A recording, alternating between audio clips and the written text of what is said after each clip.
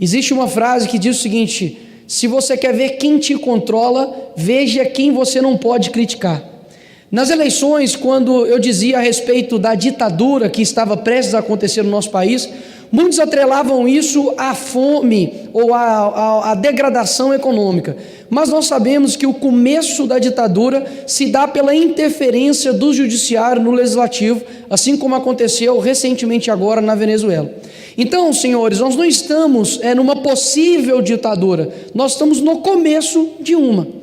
Quando nós vemos, por exemplo, um deputado que estava aqui nessa casa na legislação passada, ex-deputado federal Daniel Silveira, que teceu críticas duras, nas quais eu discordo, mas está preso por conta de um crime de opinião. E isso foi um mero teste para poder ver o nível de coragem que nós teríamos para poder enfrentar a tirania. Afinal de contas, tanto o artigo 53 da Constituição, quanto também o induto presidencial que ele recebeu já não valem mais nada. Afinal, o Cesare Battisti, que matou 4 pessoas, o induto dele vale. O José Dirceu, o induto também dele vale. Um bandido, um ladrão, também vale. Agora, para o Daniel Silveira, não. E muitas pessoas acreditam que essa luta, eu gostaria inclusive aqui de estar levantando outros temas, mas não existe direito subsequente à nossa liberdade. Então, todas as vezes que um supremacista, não vou falar o nome aqui daquele que não pode ser citado, todas as vezes na qual ele fala algo, algum supremacista fala algo, gera uma instabilidade política no nosso país desnecessária.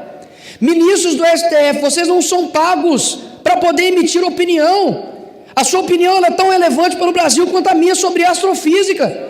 Você é pago para poder dar sentenças e julgar. Você não é pago para poder ser um popstar, para poder dar entrevistas e palestras e podcasts e entrevistas online com influenciadores, porque vocês não são os representantes do povo. E todas as vezes que o judiciário ele interfere no legislativo, ele está desvalorizando esta casa, os 513 deputados. Todos nós aqui nesta casa sabemos o quanto nós tivemos que fazer isso aqui, para conseguir os votos, para poder convencer os nossos eleitores de que nós iríamos representá-los. Agora, quando um supremacista ultrapassa o poder dele constitucional, quando ele toma os poderes do Congresso para si, derrubando contas, quando ele censura parlamentares, quando ministros do governo querem colocar na justiça deputados que estão falando aqui nessa tribuna. Ou seja, se não tiver alguém para poder mostrar a tirania, os verdadeiros ditadores, isso só vai escalonar. E ai de muitos que estão querendo fazer um certo equilíbrio político, achando que serão poupados no futuro, não serão poupados, porque a tirania, ela não para, pelo contrário, ela só amplifica. E quando a gente não coloca, não mostra isso para as pessoas, o poder do mal simplesmente só começa a aumentar. Então eu aqui, digamos, com um coração anterior ao meu cristão, eu poderia desejar muitas coisas para Lula e Alexandre de Moraes, por exemplo, mas o meu Deus, Ele me deu um mandamento, Ele me deu algo para eu poder obedecer, que é poder amar os meus inimigos, que é inclusive orar por aqueles que me perseguem.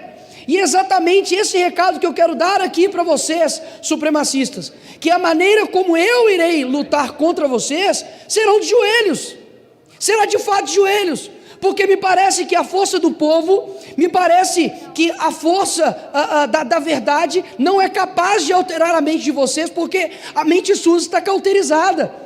Homens que acreditam que não vão ter um ponto final, homens que não têm mais alma, homens que cometem julgamentos ditatoriais contra pessoas e acreditam que um dia não terão de prestar conta com relação a isso. E aí muitos podem dizer, mas olha, toma cuidado, porque caso contrário irão atrás de você, você será taxado, será rotulado. Muito mais do que o medo de falar, deve ser o medo de não falar a verdade. Ora, eu não vim aqui para poder ser um batedor de ponto, eu não vim aqui para poder simplesmente chegar, sabe, e me tornar uma pessoa do establishment. Quero me transformar no quê? estão cometendo multas atrás de multas contra a minha pessoa, multas que inclusive nem tem previsão legal, simplesmente para poder nos inibir, simplesmente para poder tirar a nossa coragem. Recebi uma multa de 30 mil reais, porque eu compartilhei uma reportagem do Reinaldo de Azevedo, que dizia que o PT desviou 242 bilhões da saúde. O que eu quero trazer aqui para todos nós, senhores? Todas as nossas nações que nós fizemos aqui, quem pensa somente em eleição, tem uma visão muito pequena. Nós temos que pensar numa geração, e pode ter certeza que esses homens que estão se sentindo, quase que semideuses, que nada os para, eu posso dizer aqui que há algo que eu vou ter um compromisso de orar para que Jesus vá e consiga vir com vocês. Porque se eu não acreditar de que existe uma pessoa que é o reto juiz, que existe um juiz dos juízes, que existe um Senhor do Senhor, eu não preciso ser mais cristão. Então aqui eu não preciso levantar uma Bíblia para poder professar aquilo que de fato acredito. Eu só estou mandando um recado para os senhores de que um dia vocês terão de prestar contas, um dia Ele vem para poder redimir, um dia toda língua, todo joelho vai ter que se joelhar perante eles. E isso que eu vou pedir, para que aquele que consegue ir na divisão da alma e do espírito, consiga convencer essas pessoas do que eles estão fazendo com o nosso país.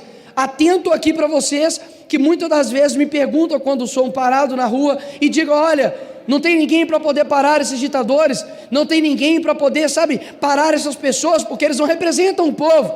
E eu digo, olha, nós não estamos numa corrida de 100 metros, é uma maratona. Numa maratona a gente vai ter perdas, a gente vai ter batalhas que a gente vai perder, muitas vezes nós vamos desanimar, mas algo eu posso garantir para vocês, o povo brasileiro, ele está vendo com olhos atentos aqueles que defendem a verdade e aqueles que estão militando contra a justiça.